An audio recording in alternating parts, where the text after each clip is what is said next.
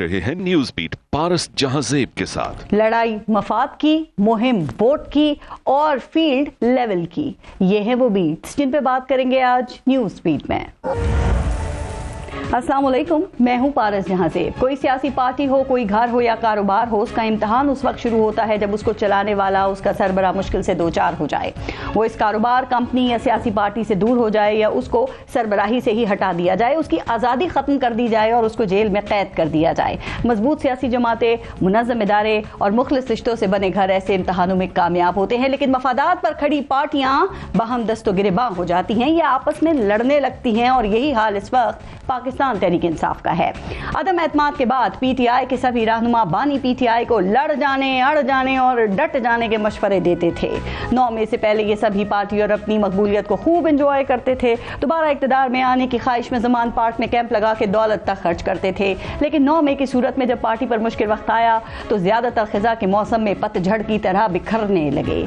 Jail जाने के डर से कॉम्प्रोमाइज करने लगे। वो पोस्टर बॉयज जो अपने सीनों पर इस पार्टी को लीड करने के तमगे सजाए फिरते थे, गिरफ्तारी बर्दाश्त करने के बजाय पलक झपकते ही जेल से प्रेस क्लब तक के सफर करने लगे। तो सवाल अहम है कि पीटीआई कोई सियासी पार्टी है या मफाद परस्तों का गिरोह बन चुका है।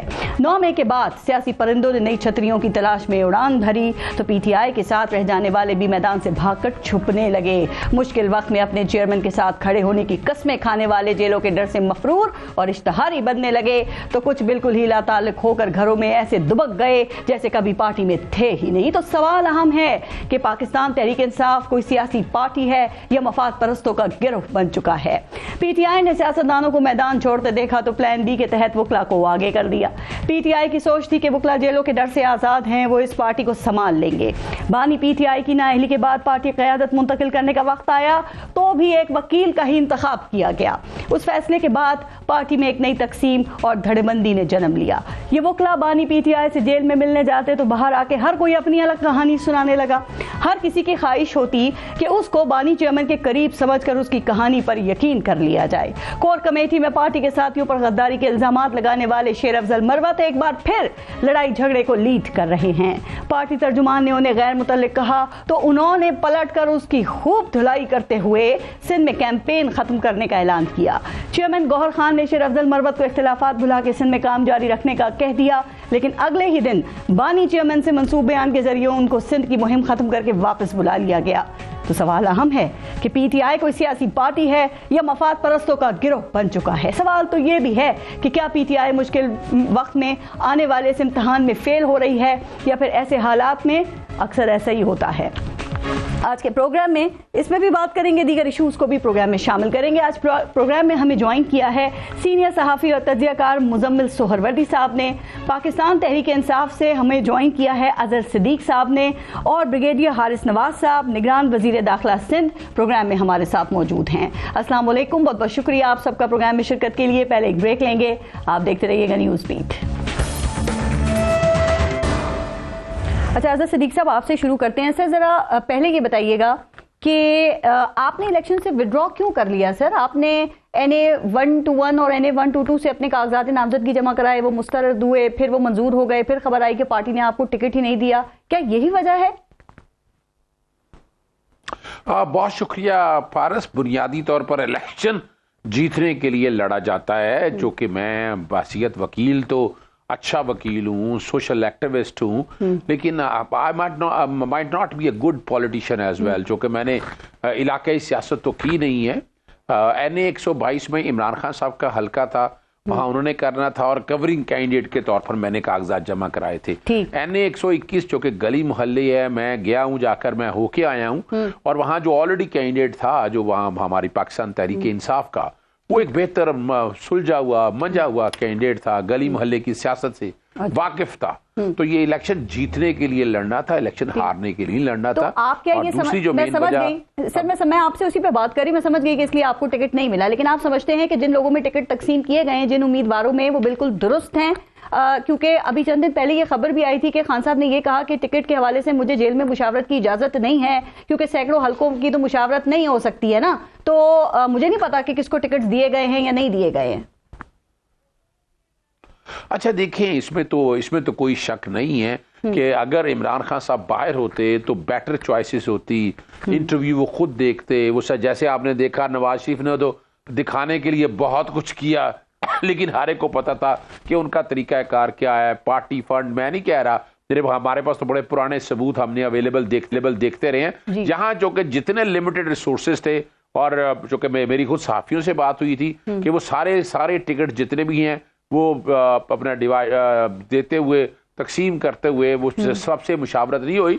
लेकिन जो कोई भी है, क्वेश्चन तो इस वक्त ये है कि इस वक्त जो हालात चल रहे हैं, कि जो मारूजी हालात हैं, वो बल्ला भी अगर ले लिया गया है, लेकिन वोट तो इमरान खान का है और सबूत आप लोगों के सामने मौजूद है। नवाज शरीफ इलेक्शन में आपके लिए कई मसाइल हैं सर, लेकिन आपने भी और उनकी पार्टी की भी मिसाल दी, क्या तो उन्हीं को देखते हुए इलेक्शन मुहिम भी आपने इतनी देर से चलाई है? चूंकि आज आपने अपनी इलेक्शन मुहिम का ऐलान किया था ना, बाकायदा उसके आगाज करने का, तो आगाज उसका हो गया है। और ये कहां से और किसने किया है सर? आपका जो मरकजी फेस है या लीडर है वो कौन है जो कि हर तमाम हलकों में जाएगा? हाँ देखिए पारिस, अब तो टाइम शायद इतना ना हो सके कि हर हलके के अंदर और हर इलाके के हर जगह पर कोई एक कैंडिडेट यानी लीडर जा सके। इसकी डिवीजन कर ली है, सूबे वाइज डिवीजन कर ली है, कोई जिले वाइज कर लिया है, कोई तहसील वाइज, जो मेरे तक इतलात आई हैं। और बुनियादी वजह वाज़ेह है कि इस वक्त इमरान खान का कैंडिडेट हैं, और इमरान खान अब आपने तकसीम करके अपना एक बल्ले से पता नहीं कितने बल्ले निकाल दिए, लेकिन फिर भी वोट जो है वो इमरान खान का है। और वोट इमरान खान का है, लेकिन उससे पहले कि पाकिस्तान तहरीक इंसाफ इस वक्त अभी मुत्तहिद है, आपको नजर आती है, आप खुद उसका हिस्सा है। जिस तरह के इस क्रूशियल टाइम में उनको होना चाहिए, नहीं पता मतलब मसला क्या है सर? आपकी पार्टी में इस वक्त हर लीडर जो है ना, उसने अपनी एक 1.5 ईंट की मस्जिद बनाई हुई है, और वो ये कहता है कि मैं जो कुछ कर रहा हूँ वो इमरान खान की हिदायत हैं, उनके कहने पे कर रहा हूं। अच्छा देखिए, आपको पता है कि इमरान खान सबको जेल में डालने का मकसद यही था ना, पार्टी को पहले तोड़ना, पार्टी को डिवाइड एंड रूल का एक बेसिक प्रिंसिपल चला आ रहा है। लेकिन पार्टी में कोई इख्तलाफात नहीं है, छोटी बहुत मैकेनिक्स में आप कह सकते हैं, नहीं तरीकाकार में आप कह सकते हैं, लेकिन पॉलिसी, जो पार्टी पॉलिसी है वो इमरान खान साहब ही चला रहे हैं, और उसके नतायज आपको आने वाले दिनों में नजर आएंगे। ये छोटी मोटी गलतियां को डिफरेंसेज हर सियासी जमात के अंदर होते हैं, आपने देख लिया। आपकी कयादत के झगड़े आप पब्लिक में आ रहे हैं। हामिद खान साहब कह रहे हैं जो नए चेहरे आएंगे सारे पैराशूटर्स हैं, और ये भी राय है कि पार्टी को वुकला ने हाईजैक कर लिया है। जो सियासी लोग हैं पीटीआई के सर, वो पीछे हट रहे हैं और उनको काफी तहफुजात हैं। नहीं देखिए पारिस, बात बड़ी सीधी सी है। अभी आप देखें, यहाँ तो ये जितने भी लीडरशिप जिनकी आप बात कर रहे हैं, वो तो अभी यानी कोई नई लीडरशिप है। आप मिफ्ता इस्माइल के बारे में क्या कहेंगे? आप शायद खकान अब्बासी बाद में क्या कहेंगी? मुस्तफा नवाज खोखर अगर उनके हवाले से आ गया, अभी आपने दानियाल अजीज का आप देख लें। अब तो ये देखे ना, हमारे तो फिर भी छोटे मोटे आप नहीं, लेकिन अब दानियाल अजीज ने कब छोड़ा है? दानियाल अजीज आपके सामने मौजूद है। यानी ऐसा नहीं है कि ये छोटे मोटे इख्तिलाफात जमहूरी निज़ाम के अंदर इलेक्शन के खिलाफ वो नून लीग के टिकट पे नहीं लड़ रहे, वो तो मिला ही नहीं ना। नहीं, लेकिन मैं सिर्फ बताना ये चाह रहा हूं कि ये सारे डिफरेंसेस अपनी जगह पर मौजूद है, लेकिन इसमें पार्टी हमारी मुत्तहिद है। और मुत्तहिद होकर वजह यह है कि इत्फसाइयत का दौर है इस वक्त, अफरा तफरी है, अपना पकड़ दकड़ जारी है, कोई लेवल प्लेइंग फील्ड मिल नहीं रही है। तो ये छोटे मोटे डिफरेंसेस गौहर खान की आप काम करने के लिए तैयार हैं, उनकी कारकर्दगी से आप मुतमईन नहीं? आप समझते हैं कि ये कमजोर चेयरमैन है, इसीलिए बना दिया गया है, या वो कमजोर चेयरमैन है भी या नहीं? ये भी बता दें कि वो मुत्तहिद ही नहीं कर पा रहे। आपकी पार्टी डिफरेंसेस इतने सामने आ रहे हैं सर। देखिए गौहर खान मैं चूंकि वकील की हैसियत से भी जानता हूं, मैं उनकी शराफत के थे, और मैं समझता हूं कि उसने बेहतर आसन तरीके से पार्टी को लेकर चल रहे हैं। चूंकि इमरान खान साहब ने और पार्टी ने डिसाइड कर दिया he is the chairman, policy सारी उन्होंने देनी है, सारा उन्होंने देखना है, और इमरान खान साहब की मर्जी से वो सारी पॉलिसी दे रहे हैं। हमें इसमें कोई डिफरेंसेस या प्रॉब्लम नहीं, छोटे मोटे इश्यूज चलते रहेंगे, लेकिन अब टोटल फोकस जो है वो इलेक्शन कैंपेन की तरफ होगा। ठीक, मुजम्मिल सर वर्दियाली, ये बताइए आपके ख्याल में ये जो पीटीआई के अंदरूनी इख्तिलाफात हैं, ये कितने संजीदा नौयत के हैं, और ये पार्टी से बाहर पब्लिक में क्यों आ रहे हैं, और जो रही सही पार्टी अब है, इससे इसको कितना डेंट लग सकता है? काफी डेंट लगेगा, और ये मेरा ख्याल है जो लड़े हैं ये सारे ड्यूटी पर हैं, इनकी ड्यूटी है आपस में लड़ना।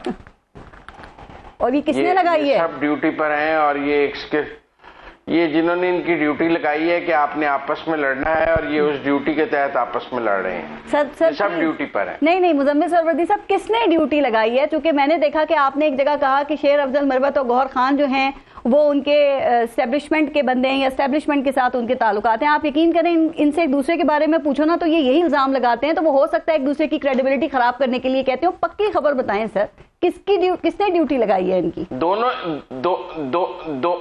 ही एस्टेब्लिशमेंट के आदमी हैं। अच्छा, हैंडलर्स डिफरेंट हो सकते हैं, दोनों एक ही जगह से स्क्रिप्ट ले रहे हैं। ठीक सर, लेकिन एस्टेब्लिशमेंट का मैं गलत बात नहीं कर रहा। हैंडलर एक ही होता है। नहीं, नहीं, हैंडलर ने आगे ऑपरेटिव्स डिफरेंट रखे होते हैं, वो अपनी जगह से हदायत ले रहे हैं, वो अपनी जगह से हदायत ले रहे हैं, दोनों ड्यूटी पर हैं और ड्यूटी के तहत ये काम कर रहे हैं। उनके जिम्मे ही ये काम लगा है कि आपस में लड़ना है और लड़ाई को बढ़ाना है। तो खान साहब को नहीं पता ये? खान साहब अंदर बैठे हैं, उनको उतना ही पता है जितना बताया जाता है, जो बता दे, और वो क्या कर सकते हैं अंदर बैठ के। उनकी पार्टी का कोई वारिस नहीं है, ये लावारिस सी पार्टी है, मिट्टी के मादू हैं। जो पॉलिटिशियंस थे वो चले गए हैं, जो हाईजैकर्स हैं वो आ गए हैं, उन्होंने हाईजैक कर लिया। आपने खुद इंट्रो में कहा है पार्टी हाईजैक हो चुकी है, मैंने तो नहीं कहा जी। आपने ठीक कहा है कि पार्टी हाईजैक हो चुकी है, और पार्टी उन्होंने ही हाईजैक किया है। जो पार्टियां हाईजैक करती हैं, पार्टी उनके पास है इस वक्त। ठीक, चले इनकी पार्टी का नून लीग के हवाले से क्या कहेंगे सर? उनके जो इस वक्त इलेक्शन कैंपेन चल रही है, जो जलसे आप देख रहे हैं, उसमें वही रिस्पांस देख रहे हैं नून लीग का जैसा कि माजी में रहा है? कंपटीशन ही कोई नहीं है, एक ही पार्टी इलेक्शन लड़ रही है। पंजाब में एक लड़ रही है, सिंध में एक लड़ रही है, केपी में कौन सा कंपटीशन है? दी ओनली चॉइस है नून लीग का। पीटीआई का कौन सा जलसा आपने मुकाबले पे देख लिया है? किसी की कॉर्नर मीटिंग देख ली है, किसी का कोई देख लिया है जो आप कहें जी कि हम कोई तकाबली जायजा करें, कोई कंपैरेटिव एनालिसिस करें कि किसका बड़ा है किसका छोटा है? ठीक, एक ही पार्टी है मैदान में, ओनली चॉइस है सर। लेकिन एक पार्टी है, उसका लइया का था, वो क्यों मनसूख हो गया है? और हाफिजाबाद से मियां साहब ने अपने कैंपेन का आगाज किया, वहां भी आपने देखा नहीं कि कुछ लग रहा था कि मियां साहब का कोई इलेक्शन में कोई खास इंटरेस्ट नजर नहीं आ रहा है। कुछ मिनट ही उन्होंने बात की है और फिर वजूहात बताई, जी सर्दी है, रात होने वाली थी। तो वही क्या इस औकात और इस मौसम में क्या पहले इलेक्शन कैंपेन नहीं चली? नहीं, पर वो हेलीकॉप्टर फ्लाई नहीं कर सकता। आपको 22 तारीख को मानसारे के जलसे में सब ठीक नजर आ जाएगा। अच्छा, उस दिन बहुत धुंध थी और वो फ्लाइंग का इशू था, मोटरवे बंद हो जाती है हाफिजाबाद से, आपको पता है, फिर रास्ता को 5 घंटे का बन जाता है। ठीक, और वो सिक्योरिटी क्लियरेंस नहीं थी जीटी रोड से आने की, तो इसलिए वो अर्ली फ्लाइंग तो करनी थी वहां से। लेकिन उनका 22 तारीख को मानसारे का जलसा है, उसमें आपको सब सवालों के जवाब मिल जाएंगे। नहीं, लेकिन एक सवाल का जवाब मैं चाह रही हूँ कि आप ही दें, चूंकि अभी तक जितनी इनकी इलेक्शन देखी है ना, वो इलेक्शन कैंपेन शुरू होती है 2013 से और उसका इख्तिताम हो जाता है 2017 की कारकर्दगी तक। मुजम्मिल साहब, उसका 1 साल बाद भी इन्हीं की हुकूमत थी और गुज़िश्ता 6 माह भी मुस्लिम लीग नून ने हुकूमत की, आपने या मैंने हुकूमत नहीं चलाई थी सर। अब ये उसको ओन नहीं करते। आप ये समझते हैं कि लोग इनकी उस कारकर्दगी को भूल जाएंगे और 2017 वाले पाकिस्तान की बुनियाद पर इनको क्यों वोट देंगे उस कारकर्दगी पर? उस हुकूमत को तो बिलावल भुट्टो भी ओन नहीं कर रहे, जो उसके वजीर खारजा थे।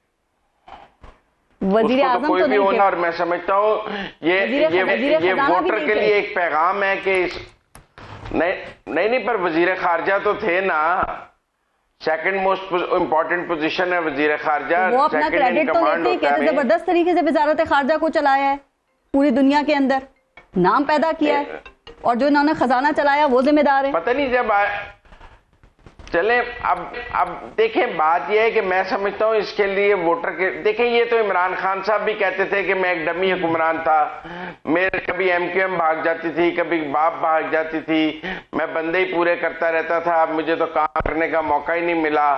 तो मेरे ख्याल में वोटर के लिए ये पैगाम है कि वो मखलूत हुकूमत के लिए या हंग पार्लियामेंट को वोट ना दे, किसी एक सियासी जमात को जो जीत सकती है उसको वोट दे, ताकि एक जमात की हुकूमत बने और वो उसकी जिम्मेदारी उठा सके। अच्छा, आपने देखें जो 4 साल इमरान खान के हैं वो भी तो उसकी जिम्मेदारी नहीं उठाते हैं ना। वो कहते हैं कंट्रोल, कहते हैं मैं डमी हुक्मरान था, सब कुछ तो एक आदमी करता था। कभी MQM निकल जाती थी, कभी चौई साहब निकल जाते थे, वोट पूरे नहीं होते थे, तो ये तो फिर मखलूत हुकूमत में होता है। ठीक है, मेरे ख्याल में हमें वोटर को ये पैगाम देना चाहिए कि उस पार्टी को वोट दें जिसके अक्सरियत जीतने के चांसेस है, ताकि वो एक सादा अक्सरियत से मजबूत हुकूमत बना सके। आपको और पंजाब में पाकिस्तान के मफाद में ठीक, आपको पंजाब और वफाक में कौन सी पार्टी अक्सरियत लेती हुई दिखाई दे रही है, नजर आ रही है इस सूरत हाल में? और आपको क्या लगता है कि पंजाब में नून लीग का मुकाबला जो है वो बल्ले से होगा या नून से ही होगा? मुजम्मिल लीग का मुकाबला कुछ आजाद अरकान से है, जमात में कोई पार्टी तो है ही नहीं इस वक्त वहां पे, और वो आजाद अरकान भी कोई कैंपेन और कोई मुहिम नहीं। मुझे तो मैं मतलब लाहौर में किसी आजाद रुकन का कोई पोस्टर, कोई बैनर, कोई कॉर्नर मीटिंग, कोई इंतखाबी दफ्तर नहीं नजर आया। कुछ नून लीग के ही खुले हुए नजर आए हैं, उन्हीं के नजर आए हैं। तो अभी तो एक ही पार्टी की सड़कों पे और गलियों में चौराहों में कैंपेन नजर आ रही है, दूसरी तो कोई जमात फिलहाल पंजाब मतलब आपको यही नून लीग जो है वो अक्सरियत लेते हुए नजर आ रही है। अजहर सिद्दीक साहब पे पूछूंगी कि आप क्यों मुस्कुरा रहे हैं, लेकिन मुजम्मिल सरवरदी साहब एक और बात बताएं कि अभी तक मुस्लिम लीग नून का मंशूर भी सामने नहीं आ सका। ये कौन सा वर्ल्ड इकोनॉमिक फोरम या UN चार्टर जो है वो तैयार हो रहा है कि अभी तक अवाम के सामने नहीं आ सका? सर, मंशूर तो PTI ने भी नहीं दिया, और मंशूर अभी पीपल्स पार्टी का भी नहीं आया सही तरह। आप कह रहे हैं PTI तो पार्टी नहीं लड़ तो रहे हैं ना जी, वो कहते तो है ना हम पार्टी हैं, टेलीथॉन तो कर रहे हैं, पैसे तो इकट्ठे कर रहे हैं, मंशूर तो नहीं दे रहे। पैसे इकट्ठे करने पर तो बहुत जोर है, मंशूर देने का कोई तवज्जो नहीं है। नवाज शरीफ ने कुछ इकोनॉमिक माहिरीन के साथ 3 दिन पहले मुशावरत की थी, जी। और मेरे ख्याल में अगले 2 दिन में ये मंशूर आ जाएगा। केयरफुली बनाया जा रहा है कि मतलब आप कह तो सकते हैं कि वो 300 यूनिट कह रहे हैं, ये 500 यूनिट कह दें। आपका ख्याल है 2018 वाला काम करें, 50 लाख नौकरियां और 1 करोड़ घर देंगे? नहीं, वो बिल्कुल बाद में कहेंगे कि वो एक आदमी की हुकूमत थी। वो जो इक्तिसादी प्लान है वो मियां साहब ने अपने भाई को क्यों नहीं दिया? 16 माह में ना नौकरियां देने दी। सर मुझे बताएं, बिलावल भुट्टो सवाल कर रहे हैं कि वो इक्तिसादी प्लान भाई को क्यों नहीं दिया 16 माह में, जो अब अवाम के सामने लाएंगे? सर एक पार्टी की हुकूमत होगी तो अब बिलावल भुट्टो भी तो जिम्मेदार नहीं है उस हुकूमत में। 9 वजारतें थी पीपल्स पार्टी के पास, अकेले वजीर थोड़ी थे। मखलूत हुकूमत चाहे इमरान खान की हो चाहे शहबाज शरीफ की हो, वो कामयाब नहीं हो सकती। एक पार्टी की हुकूमत होनी चाहिए ताकि वो पाकिस्तान को चला सके। देखते हैं कि नून लीग का मंशूर जो है आप कहते हैं मुख्तलिफ होगा। पीपल्स पार्टी, सुना आपने एक जगह ये बात की कि कितना मुख्तलिफ और कितना नया होता है। हारिस नवाज साहब, इस वक्त आप रियासत और हुकूमत का हिस्सा हैं सर, और माजी में आप एस्टेब्लिशमेंट का भी हिस्सा रहे हैं। इस वक्त आपको लगता है कि इन इलेक्शंस में पाकिस्तान तहरीक इंसाफ जो है उसको लेवल प्लेइंग फील्ड वैसी मिल रही है जैसे कि बाकी जमातों के पास है या उन्हें मिली हुई है? देखें पारस, बात यह है कि इसमें कसूर किस है।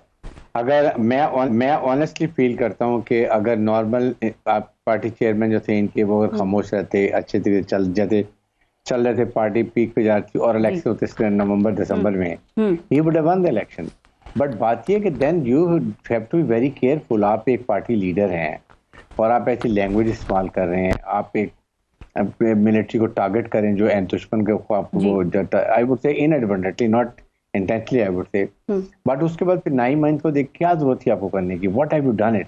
आपने लोगों को भी नाराज किया, आपने शोहदा पूरी मुसल्लह अफवाज को, शहीदों को, गाजियों को, सबको आपने उनको एक साइड पे लेकर रख दिया, जिससे आपने अपने वर्कर्स को, अपनी पार्टी को बहुत नुकसान पहुंचाया। अगर आप उस वक्त भी अपॉलोजेटिक होते, आप कहते हैं जी माजरत करता हूं, मैं आप लोगों के बिहाफ पे करता हूँ, तो मे भी चीजें और बेहतर एक्सेप्ट की जा सकती थी बाय इवन इंडिविजुअल जिनकी दलादारी हुई थी, खासतौर पर शोहदा की फैमिली से, वो भी आपने नहीं किया। उसके बाद फिर आपने जिस तरीके से आपके लोगों ने किया, फिर आपने बातें शुरू कर दी। आपने जरा 9 मई जो है वो पाकिस्तान की जान नहीं छोड़ रहा है। आप मुझे बताइएगा कि सर फौज में अभी भी PTI के हवाले से नाराजगी है, क्योंकि 9 मई जिसकी आपने भी बात की वो एक हकीकत तो है, और क्या अभी PTI के एस्टेब्लिशमेंट से कोई ताल्लुकात बेहतर होने का इम्कान आप देख रहे हैं? हो सकता है। देखें अभी इस वक्त जो है ना एस्टेब्लिशमेंट इज बिल्कुल clear there on one side, everybody is focusing on general election. ये देखें जिनको सजाएं मिल रही हैं या जिनको पेपर रिजेक्ट हो रही है, जुडिशरी कर रही है। आप अब ये ROs आपके हैं, उसके बाद प्रेसिडेंट ऑफिसर्स हैं, और उसके बाद जुडिशरी जो कर रही है, दे रिस्पॉन्सिबल। इस पे हमारा, आई वुड नॉट से my self, establishment is not involve in it. It is not very clear आप ठीक कह रहे हैं, लेकिन देखिए आरिफ नवाज साहब, खान साहब कह रहे हैं कि मां से बात करने की कोशिश कर रहा हूं। आपके ख्याल में, चले अभी तो इलेक्शन है, क्या बात हो सकती है या नहीं, और क्या ख्याल है कि मामला को बेहतर करने के लिए इमरान खान को किससे बात करनी पड़ेगी या किससे बात करना होगी? इस स्टेज पे तो देखें मेरे ख्याल में इमरान खान को स्पेशली अगर बात करनी है, he should talk to political leaders. ठीक, now he should talk to, उनसे आप बैठते, मैंने बड़ी दफा कहा कि जी आपको बैठना चाहिए, मुज़ाकरात करें, पार्टी लीडर एक प्लेटफॉर्म पर आए, डिसाइड करें। Now is the time again, he should contact the party leader. Peoples party भी है, पीटी ही से कि मैंने जी किसी बात नहीं करनी है, फौज और इस्टेब्लिशमेंट इन्वॉल्व होना चाहती है, then how will the thing go. आपको चाहिए था कि आप पॉलिटिकल बात पे बैठते, मुज़ाकरात करते। मौलाना फजलुर रहमान है, नवाज शरीफ की PMLN है, पीपल्स पार्टी है, the other party are there. आप बैठ के अभी भी उनसे बात करने की कोशिश करें, but they are not established, not talking to anyone. Now they have got nothing. We are focusing only on fair, free and transparent elections. जो इलेक्शन को मैं कह रहे हैं, हम उसके हिसाब से काम करें। सर ये बताइएगा कि ये इलेक्शन ड्यूटी के लिए फौज और रेंजर्स के जो एहलकार हैं, इनकी फरामी कैसे होगी? आपके इल्म में है ना 3 या 3.5 लाख जो एहलकार हैं वो चाहिए, तो आप समझते हैं कि इस हवाले से फौज बिल्कुल तैयार है?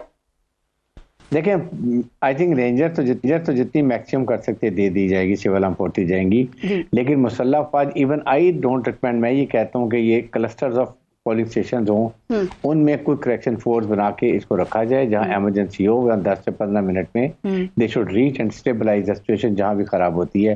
फौज को अगर पोलिंग स्टेशन में ले करेंगे, वही बात होगी जी फौज ने धांधली कर दी, फौज ने ये कर दिया। तो इट इज बेटर कि we remain away from military.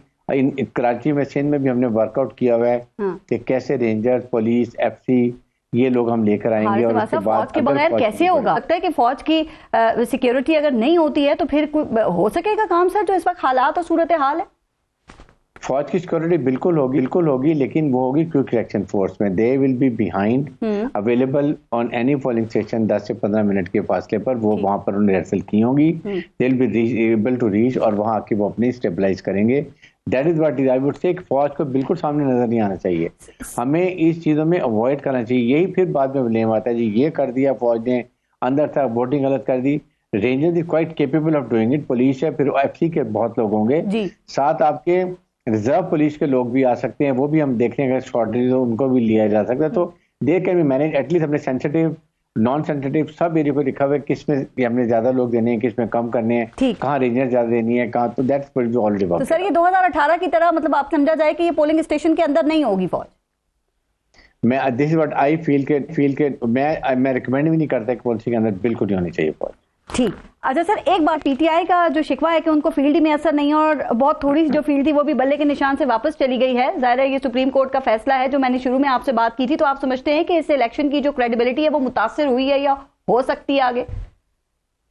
मैं ये PTA के पास अपने जरूर बात होगी, अगर वो लूज करते हैं कि हमें ये हमारा जो इंतखाबी निशान ले लिया जिससे फर्क पड़ा है। बट देखें, ये election commission, supreme court of Pakistan कितने डेलिब्रेशन किए हैं, उसके बाद ये सारा किया गया है। वहां पर देयर टू बी ब्लेम्ड। अगर किसी चीज पे ब्लेम करना है तो then they should go to that. ठीक। अच्छा, एक ब्रेक लेते हैं। अजहर सिद्दीक साहब, आप अगर नून के हवाले से या कोई जवाब देना चाहें तो कीजिएगा। मैं जरा आगे भी बड़ी 2-3 इंपॉर्टेंट चीजें हैं सर, उस पर जरा आपकी राय लेना चाहूंगी, लेकिन ब्रेक के बाद। ब्रेक लेते हैं, देखते रहिएगा न्यूज़। अच्छा अजहर सिद्दीक साहब, ये इलेक्शन में 18 रोज रह गए हैं और आपका प्लान A और B नाकाम होने के बाद अब आप समझते हैं कि आप लोग इलेक्शन में कोई बड़ा सरप्राइज दे सकेंगे सर? देखिए पारस, हमारा कोई प्लान नाकाम नहीं हुआ। नाकाम बनाने के लिए दोनों हारिस नवाज साहब ने तो बातें खुद कह दी कि कोई वाकया ऐसा कर दिया जिसकी वजह से हमने, एक तरफ वो कह रहे हैं कोई कुछ नहीं कर रहा, दूसरी तरफ उन्होंने कह दिया, खुद ही बता दिया कि एस्टैब्लिशमेंट का रोल क्या है। वोट को इज्जत दो का जो नारा लेने थे, पहले तो ये बात क्लियर कर दे, पाकिस्तान तहरीक इंसाफ इस वक्त लड़ाई किससे है?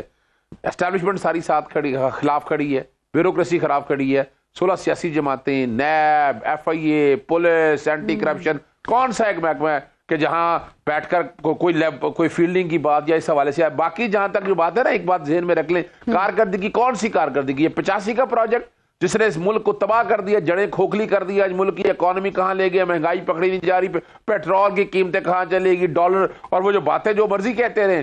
शहबाज शरीफ खुद नवाज शरीफ के मर्जी के साथ हुकूमतें सारी चलती रही हैं, ये सारे जितने प्रोजेक्ट हैं इनके सब हो चुके हैं फेल। यहां जरूरत है पीपल ओरिएंटेड, जो आवाम से प्यार करने वाली हुकूमत हो, जो आवाम के लिए सोचे। बाकी एस्टेब्लिशमेंट ने जितना 70-75 सालों से जो करना था वो कर दिया, अब इनके बस की बात नहीं है। इन्हें वोट को जो इज्जत देने वाली बात है, जो वोट से निकले, यानी क्या नवाज शरीफ क्या करता रहा, हमेशा एस्टेब्लिशमेंट से लड़ाई, गुलभूषण यादव, सिरिल अलमेडा, क्या क्या कुछ हम सुनते रहे हैं। हमने पता नहीं क्या कर दिया एटमी धमाके। भाई आपने जुल्फकार अली भुट्टो के साथ एक तजर्बा करके देख लिया और मुल्क का हालत कहां होगी। अब इस तरह के तजर्बे दोबारा नहीं चल सकते हैं, तो आपको आगे लेके चलना है। आगे यानी बात इतनी है कि ग्राउंड के ऊपर हम कोई एहसान नहीं मांग रहे, हम कह रहे हैं भाई जो पकड़ दकड़ है ये छोड़ें, बहुत हो गया है। रोजाना हर को किसी ना किसी लीडर को, किसी ना किसी रहनुमा को पकड़ा, फिर जेलों के अंदर क्यों रखा है, क्या ऐसा कर दिया है? अगर कोई करना था ट्रायल करके कंक्लूड करते। 9 मई के वाकई जोर मजम्मत है और पूरी कौम फौज के साथ खड़ी। जी, आपने ये कहा कि हमारा कोई नहीं हुआ, ना ए ना बी, लेकिन खान साहब किसी प्लान सी का भी जिक्र कर रहे हैं। वो प्लान सी क्या है? चूंकि कुछ हल्के ये कह रहे हैं कि शायद मर्जी के इलेक्शन में नताइज ना आए तो 9 मई जैसा एक और वाकया दोहराया जा सकता है। एक बात मैं पहले बता दूं, 9 मई से पाकिस्तान तहरीक इंसाफ का कोई लेना देना नहीं है। यहाँ बड़ी क्लियरली, बड़ी कैटेगोरिकली क्या बैठे हैं, जिन लोगों ने किया उनके अगेंस्ट आप ये बैठकर करें। पाकिस्तान तहरीक इंसाफ वायलेंस पे यकीन रखती ही नहीं है। वायलेंस पे यकीन रखती होती तो लॉन्ग मार्च और धरने इतने हुए हैं। जब मैं खुद इस बात का गवाह हूं कि जब पीपल्स पार्टी कराची से लेकर निकली थी, मैंने कहा था इनको फैंटी लगाएं, मैंने कहा था बगावत के पर्चे दर्ज करें, लेकिन इमरान खान साहब ने कोई ऐसा एक्शन नहीं लिया। ये रिकॉर्ड की बातें हैं जो कुछ इनके साथ, ये वजह समझिएगा। ये प्लान है आपका? नहीं, प्लान सी हम आपके सामने बता देते हैं। अभी फिलहाल टोटल जो इलेक्शन लड़ने की स्ट्रेटजी है वो सारी तय की बैठी हुई है। वो जो आप बात करना चाह रही है ना कि इलेक्शन के रिजल्ट काबिल कबूल नहीं है, वो प्लान डी के अंदर शायद सारी बातें हैं। प्लान सी तो सिर्फ इलेक्शन की स्ट्रेटजी है। तो जी बिल्कुल, और वो जेल में रख लीजिएगा, रेस्ट श्योर अबाउट इट। कोई इस तरह, ये हमारे जो लोग यानी पाकिस्तान तहरीक इंसाफ को सिस्टम से बाहर रख सकते हैं, उनका कोई प्लान ऐसा होगा वो वायलेंस देखे ना। मैं एक बात तो नहीं, अब देखिए बात सिर्फ इतनी सी है, अपने दिल पे रख के सारे बैठे हैं, जरा सच बोलें, रब को हाजिर नाजर जान के बोलें कि जो कुछ हो रहा है पाकिस्तान तहरीक इंसाफ के साथ फसाइयत हो रही है। इमरान खिलाफ 200 केस, यानी खुदा इलेक्शन में आपके लिए मसाइल हैं, लेकिन देखें इलेक्शन से कबल एक अमरीकी पीआर या लॉबिंग फर्म से मुआहदा करने की ये बताइए कि क्या जरूरत थी? क्या वो फर्म पाकिस्तान के इलेक्शन को मॉनिटर करेगी? क्योंकि इस वक्त जो पाकिस्तान तहरीक इंसाफ के सिर्फ मुखालिफिन है ना, वो ये कह रहे हैं कि पीटीआई इस फर्म के जरिए इलेक्शन को आलमी बिरादरी के सामने मुतनाज़ा बनाकर पेश करना चाहती है। देखें पहली तो बात है इलेक्शन मुतनाज़ा बन चुके हैं, कोई डाउट नहीं है इसमें। प्रपोजर, सेकेंडर, इतने सबूत है, हमने जितना डाटा कोर्टों में लगा दिया है ना, वो सारे का सारा इतना मटेरियल है, मुतनाज़ा हो चुके हुए हैं। ये प्री पोल रिगिंग यानी एक्सट्रीम पे इतनी कभी उस वक्त नहीं हुई। 1977 में हालात ऐसे नहीं बने, और उसके बाद हालात नहीं बने जो अब बन चुके हैं। ये प्री पोल रिगिंग की बात। और दूसरी जहां तक बात है, जहां तक मुबस्सरीन तो आने नहीं दे रहे मुबस्सरीन को, वो आकर देखे ना पाकिस्तान के अंदर पूरी दुनिया में शोर पड़ चुका है कि पाकिस्तान में ऐसे इलेक्शन तारीख में कभी नहीं हो सकेगा। जो कुछ हो रहा है, क्या याद रखिएगा Guinness book of world record में भी पाकिस्तान का नाम आना है कि ये जो कुछ ये फसाइयत कर रहे हैं। भाई 9 मई वालों के साथ बिल्कुल उस तरह आपने कहा कि बैनुल अफ़रीन को आने नहीं दे रहे, इलेक्शन होने दें। आपने भी तो मतलब कि आजाद ऑब्जर्वर्स तो नहीं होंगे ना जिनसे आपने मुआहदा किया है, तो जाहिर है वो भी एक पाकिस्तान तहरीक इंसाफ का जो परसेप्शन है मैं मॉनिटर करेंगे ना इलेक्शन को। मैं मुज़म्मिल सरवरदी साहब से पूछूंगी, बात नहीं है, सुनिएगा जी। नहीं, मैं सिर्फ एक बात खत्म कर दूं, मैं सिर्फ एक देखिए मुआहदे की कोई बात नहीं है। लॉबिंग जो है मैं तो नहीं कर रहा, नवाज शरीफ से पूछे लॉबिंग किन फर्मों के साथ राब्ते हैं। आसिफ जरदारी साहब बताया अगर लॉबिंग से किन के साथ राब्ते में है। भाई वो हुकूमत बनाने के लिए वो हर कोई काम करते हैं, हमारा लॉबिंग का कोई कंसर्न नहीं है। हम बात कर रहे हैं साफ शफाफ इलेक्शन के लिए, और उसके लिए हम दावत देते हैं कि पूरी दुनिया से मुबस्सर आए, आकर यहाँ बैठकर देखें जो कुछ हो रहा है पाकिस्तान में। ठीक, क्या ख्याल है कि अगर पीटीआई ने के लिए किसी गैर मुल्की फर्म को हायर भी किया है तो इसमें क्या बुराई है सर? अच्छा, आपको नहीं इसमें कोई बुराई लगती? मैं तो सवाल पूछा है ना, आप अपना बताएं फिर मैं बताऊंगी। नहीं, मेरे ख्याल में तो पाकिस्तान के इंतखाबात में बैरूनी मुदाखलत नहीं होनी चाहिए। इंटरनेशनल ऑब्जर्वर्स आके इलेक्शन को ऑब्जर्व नहीं करते क्या? पहले नहीं ऐसे होता रहा? अगर वो पीटीआई के ओवरसीज के पेड ऑब्जर्वर्स होंगे तो फिर वो उसी एजेंडे के साथ आएंगे ना, जिन एजेंडे के साथ ये तो जैसे इन्होंने पैसे देके पहले जलमे खलीलजाद से ट्वीट कराए। नहीं वो सारे होंगे, वो अकेले नहीं कर रहे होंगे, सब इकट्ठे करेंगे। पहले एक लॉबिंग फर्म इन्होंने हायर की सेनेटर्स के लिए, फिर वो 2-4 घिसे पिटे सेनेटर्स से इमरान खान के हक में ट्वीट कराए, कोई एक्स ऑफिशियल से ट्वीट कराए, फिर वो लॉबिंग फर्म की इन्हें कारकर्दगी पसंद नहीं आई, तो अब इन्होंने एक मीडिया लॉबिंग फर्म हायर की है ऑब्जर्वर्स को हाईजैक करने के लिए। ये हथकंडे कामयाब नहीं होते रियासत साहब। ये समझाइए सर कि इससे ये जो इन्होंने हायर की है गैर मुल्की फर्म, आप जो कह रहे हैं इससे इलेक्शन के नताइज कैसे मुतनाज़ा होंगे? क्या बैनुल अक़वामी तंजीमें और मीडिया जो है वो इस फर्म की रिपोर्ट को क्रेडिबल समझेगा? सिर्फ सर ये देखें, इन्होंने पहले कहा कि हमारे 90% लोगों के कागज जमा नहीं हुए, छीन लिए गए। इलेक्शन कमीशन ने सुप्रीम कोर्ट में फिगर्स दिए कि इन सबसे ज्यादा कागज तहरीक इंसाफ के जमा हुए, फिर छीने कौन से गए। फिर इन्होंने कहा कि हमारे 90% कागज रिजेक्ट हो गए हैं। इलेक्शन कमीशन ने सुप्रीम कोर्ट में रिपोर्ट दी कि जो इनिशियली रिटर्निंग अफसर था उसने पीटीआई के 78% कागजात एक्सेप्ट किए हैं और बाकी जो 22% है उनमें से भी 90% ट्रिब्यूनल में एक्सेप्ट हो गए हैं। लेकिन अगर आप इनकी फॉरेन मीडिया की कवरेज देखें तो ये कहेंगे हमारे 90% कागज जमा ही नहीं हुए, फिर कहेंगे 90% कागज जो है रिजेक्ट हो गए हैं। देखें, एक झूठ का ये जो डेली मेल टाइप अखबारात हैं, टैबलॉइड्स हैं, उनमें झूठ छपवाकर अगर ये मुल्क की कोई बदनामी करना चाहते हैं तो इन्होंने पहले भी मुल्क की कोई नेकनामी नहीं की है। लेकिन सूरत हाल ये है कि ये केस अपना सुप्रीम कोर्ट में कंटेम्प्ट का लेके गए इलेक्शन कमीशन के खिलाफ, के हमारे खिलाफ लेवल प्लेइंग फील्ड नहीं है, कंटेम्प्ट का केस लेके गए और प्रूव नहीं कर सके और सुप्रीम कोर्ट से भाग गए, विड्रॉ कर ली इन्होंने अपनी पिटीशन। जो पिटीशन इस बात पर थी कि हमारे कागजात जमा नहीं हुए और हमारे कागजात रिजेक्ट हो गए हैं। जब इलेक्शन कमीशन ने फिगर सामने रखे तो इनके वकला के पास कोई जवाब नहीं था। उन्होंने कहा हम सोशल मीडिया से लेकर आए हैं, हमारे पास 4 नाम हैं। तो फिर इन्हें चीफ जस्टिस साहब ने कहा कि मुल्क में हल्के तो 1000 हैं, आप 4 नामों पर पूरी लेवल प्लेइंग फील्ड का केस खेल रहे हैं। तो ये बात आपकी ठीक है, इनके वकला हमारे बहुत अच्छे बात करते हैं, लेकिन वो कहा जाता है कि वो कोर्ट में जाके जो है थोड़ी मिल शुरू हो जाती है। जवाब ले लीजिएगा। सर 1 सेकंड, 9 घंटे लाइव कवरेज हुई है, 1 मिनट, 9 घंटे लाइव कवरेज हुई है इंट्रा पार्टी इलेक्शन की। उमर अताब बंदयाल मुखालिफ वकील को सुनता नहीं था, कहता था रिटर्न रिप्लाई भेज दो, मैं आपको सुनूंगा नहीं। काजी फायद ईसा ने 9 घंटे इनको खड़े होकर सुना है। नहीं, गलत बात कर रहे हैं, गलत बात कर रहे हैं मुजम्मिल साहब। नहीं थी जैसे काजी फायद ईसा ने जो हेयरिंग की सबने देख ली है, फ्रॉड इलेक्शन कराया है। नहीं, गलत बात कर रहे हैं। 50,000 जमा हुए हैं, उसकी रसीद भी नहीं थी। गलत बात कर रहे हैं। और बाकी जो वो आपको क्या लग सकता है? मैं आपको बताता हूं क्या हो सकता है। हाँ, प्लान सी किस पीटीआई का नहीं, मुल्क की पीटीआई के, मैं समझता हूं कि पीटीआई अब एक सियासी जमात नहीं है, ठीक है, it's a terrorist organisation. Okay, जो मुल्क के खिलाफ काम कर रही है। ऑब्जेक्ट सर, ये बात नहीं कर दी आपने, कोई इल्जाम लगाने से पहले सबूत दें, ऐसे ना बात करें। 2 ही अजहर सदीक साहब 2 ही जमातें हैं। आप हवा में बैठे इल्जाम लगाते रहते हैं टेररिस्ट। किस बात के टेररिस्ट जी? एक टीटीपी, मैं आपको कह दूं कि आप टेररिस्ट हैं तो टेररिस्ट हो जाएंगे। 2 ही जमातें हैं